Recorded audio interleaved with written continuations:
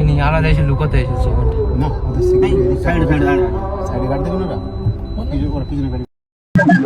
গাড়িতে তো আমরা না, আমার উপর আমরা, আমি গাড়ির ভিতরে ছিলাম, তাই গাড়ি ভিতরে এরা বর্বর। পশ্চিমবাংলায় হিন্দুরা ধর্ম পালন করতে পারে। আমি আজকে রাজনৈতিক কর্মসূচিতে আসবো,